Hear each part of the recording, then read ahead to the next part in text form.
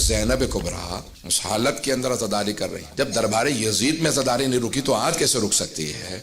پوری دنیا میں عزاداری باقی رہے گی. اور آج جس طرح سے افریقہ کے اندر میں دیکھ کے آیا ہوں، متعدد ملکوں کے اندر دیکھا، جہاں جہاں چلے جائیے آپ عزاداری بڑھ رہی ہے. اور ان قریب جب آل سعود کا زوال آ جائے گا، اس کے بعد جتنی تیزی سے آگے بڑھے گی اتنا کوئی تصور بھی نہیں کر سکتا. آج ترکی میں، یورپ میں لوگ تصور نہیں کر سکتے. آپ جس بڑے بڑے جلوسوں کو اگر آپ دیکھیں تو آپ کو اندازہ ہو کہ لوگ کس عقیدت سے جناب سید الشہداء کی بارگاہ میں آتے ہیں. کوئی ایسا علاقہ نہیں ہے، کوئی کسی جگہ چلے جائیے آپ کہ جہاں لوگ عقیدت نہ رکھتے ہوں. میں پہلا پیغام یہی دینا چاہتا ہوں کہ ہر دل کے اندر جناب سید الشہداء کی محبت کے ساتھ شجاعت ہو، کہ ہمارا جذبہ اتنا ہو کہ ہم کہیں پہ کوئی خوف نہ کھائیں، کہیں سے کوئی ڈر نہ دل میں لے کے آئیں. ہمیں عزاداری کو بہت شجاعت سے آگے بڑھانا ہے. بحرین میں کتنے حالات خراب ہیں، لیکن اگر ابھی بھی جا کے آپ وہاں مجالس کو دیکھیں تو آپ کو تعجب ہوگا. اتنے ملکوں کو، اتنے لوگوں کو ڈپورٹ کر دیا گیا، لیکن پھر بھی لوگوں کا عزاداری کے لیے جذبہ ہے. میں زیارات پہ تھا تو وہاں پہ بحرین کا قافلہ آیا ہوا تھا، بوڑھی بوڑھی خواتین برقعے لیے ہوئے. جب میں مسائل پڑھ رہا تھا تو فوراً دیکھا انہوں نے، اور آنے کے بعد سب خواتین کی بات کہنی تھی، سید ہمارے جوانوں کے لیے دعا کرنا. ہر روز جب جاتے ہیں ہمیں خبر نہیں ہوتی زندہ واپس آئیں گے، لیکن ہم پھر بھی بحرین میں رہ رہے ہیں، عزاداری بھی کر رہے ہیں، تمام مراسم کو بھی ادا کرتے ہیں. ہمیں آج ایسا جذبہ چاہیے، ہمیں ایسی مائیں چاہیے، ہمیں ایسا جذبہ چاہیے کہ قربانی کے لیے تیار ہیں. سن رہے ہیں لوگ؟ یہ جذبہ ہمیں چاہیے. ہماری ماؤں بہنوں میں یہ جذبہ ہو کہ وہ کسی بھی قربانی کے لیے تیار ہیں. یہ جو آگے حالات خراب ہوں گے اس میں ہمیں عزاداری کی حفاظت کرنا ہے، ہمیں آگے عزاداری کو آگے بڑھانا ہے. آپ عزادار ہیں کافی نہیں ہیں، اپنے نسلوں کو عزادار بنانا ہے، یہ ضروری ہے. پہلا جذبہ. دوسرا جو پیغام دینا چاہتا ہوں، اپنے صفوں میں اتحاد باقی رکھیں. اگر کسی سے اختلاف نظر بھی ہو تب بھی اتحاد کا باقی رکھنا یہ ایمان کی علامت ہے. جناب امیر علیہ السلام نے فرماتے ہیں کہ اگر چاہتے ہو کہ شیطان کی ناک کو زمین پہ رگڑو، اس کا سر پکڑ کے اس کی ناک کو زمین پہ رگڑو، تو دو کام کبھی ترک مت کرنا. پہلا کام، کبھی نماز قضا مت کرنا. دوسرا، جب بھی مومن سے ملو تو ہاتھ ضرور ملانا. کہا شیطان سر پیٹنے لگتا ہے جب دیکھتا ہے کہ ایک مومن نے دوسرے سے ہاتھ ملایا ہے.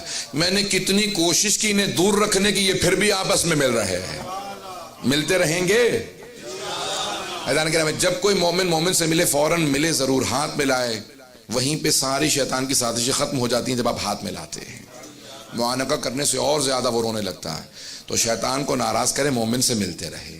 چاہے آپ کے دل میں جتنا بھی اس کا مقام کم ہو رہا ہے، آپ کا جو نفرت و بغض ہے وہ خود بخود کم ہوتا چلا جائے گا دوسرے خلاف. جب آپ ملیں گے، ہاتھ ملائیں گے، ملیں ضرور، سلام دعا ضرور لیں. چاہے جتنا مرضی اختلاف ہو، اپنے ملتے رہنا بہت ضروری ہے. میرا دوسرا پیغام ہے. دو پیغام اور سن لیجیے.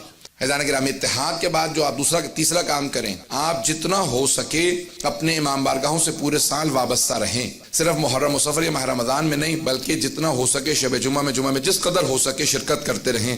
یہ آتے جاتے رہنے سے ایمان باقی رہتا ہے. یہ مقدس مقامات جہاں پہ فرشتے نازل ہوتے ہیں، ملائکہ آتے ہیں، یہ جو کتنی کثرت سے احادیث ہیں، یہ جو خود حدیث قصہ کے آخر میں الفاظ ہیں، یہ اتنے ملائکہ آتے ہیں. ان مقامات کے خاص اثرات ہیں. بڑے بڑے علماء نے لکھا ہے کہ فرش عزا کا اثر یہ ہے جب یہاں پہ آتے ہیں کہ چاروں طرف سے ملائکہ نے احاطے میں لیا ہوتا ہے، اور جب آپ کو خود نظر نہیں آتے لیکن آپ کے آنسوؤں کو تبرکاً یہاں سے لے کے جاتے ہیں. ایک حدیث کے الفاظ ہیں کہ یہ ملائکہ جو یہاں سے وہاں جاتے ہیں وہ کہتے ہیں تبرک میں کیا لائے ہو حسین کی عزاداری سے، اتنی خوشبو آ رہی ہے کہ حسین کے عزاداروں کے آنسو لے. تو یہ عزاداری یہ آپ صرف محرم سفر نہیں بلکہ پورے سال جب بھی ہو سکے آنا جانا ان اپنے دینی مراکز سے جاری رکھیں، اور جس قدر ہو سکے مومنین کے کام آئیں. اگر یہاں پہ کوئی محتاج نہیں تو اگر آپ کے علاقوں میں اگر کوئی محتاج ہے، ضرورت مند کی ضرورت کے وقت کام آنا یہ ایمان کی علامت ہے. خصوصاً جو یتیم بچے ہیں، بیوگان ہیں، اور خصوصاً یتیم بچوں کے لیے اللہ فیکم الیتام، جناب امیر کی وصیت ہے کہ یتیم بچوں کا بے انتہا خیال رکھنا ضروری ہے. اگر